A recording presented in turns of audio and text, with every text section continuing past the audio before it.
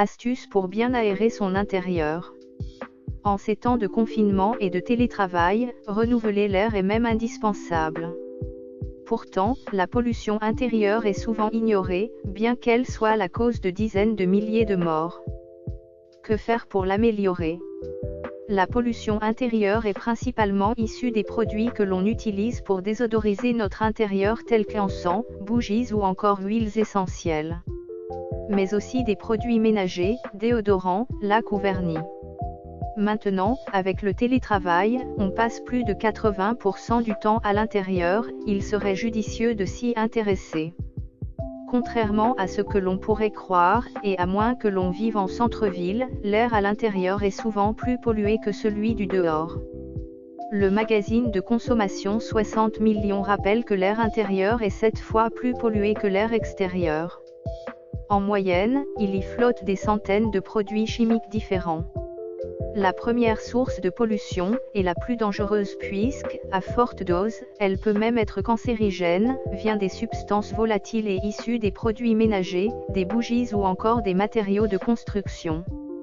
Une autre source de pollution est la poussière fine qui se dégage en passant l'aspirateur, lorsqu'on s'écrase sur le canapé ou que l'on marche sur une moquette. Un dernier genre de polluant est lui d'origine animale ou végétale. Ces polluants biologiques peuvent être des bactéries, des virus, des moisissures, mais aussi des poils d'animaux ou du pollen. Ces dernières sont autant de substances qui peuvent provoquer des réactions allergiques ou des irritations des yeux ou du nez et peuvent aggraver ou faire apparaître l'asthme ou des infections. Il est à noter que cette pollution intérieure n'entraîne pas directement la mort, mais sert de facteur aggravant à des maladies déjà présentes. Comment purifier son intérieur? Le plus simple est d'aérer un maximum et au bon moment. Cela permet d'enlever l'air pollué produit par notre activité et de limiter les maux de tête. Mais aussi de rendre la vie plus difficile aux virus.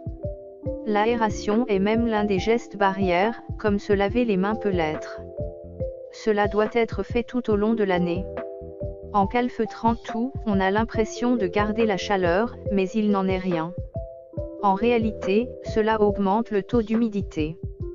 Ce qui à son tour rend paradoxalement la maison plus difficile à chauffer et cela favorise la multiplication de microbes et des moisissures dans l'air et sur vos murs.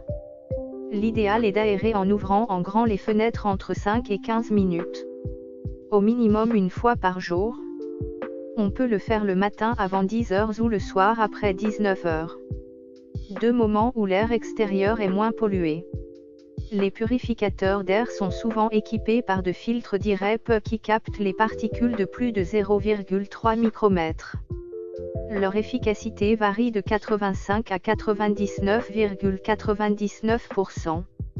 Ils présentent par contre le désavantage qu'il faut remplacer le filtre régulièrement et que le filtre sale doit être traité avec la plus grande prudence. Ces derniers aident à purifier une pièce. Les plantes sont une source de bien-être. Avoir un peu de verdure sur son lieu de travail par exemple donne un sentiment d'apaisement. Elles peuvent également aider. Week-end le vif. Publié sur l'odj.ma.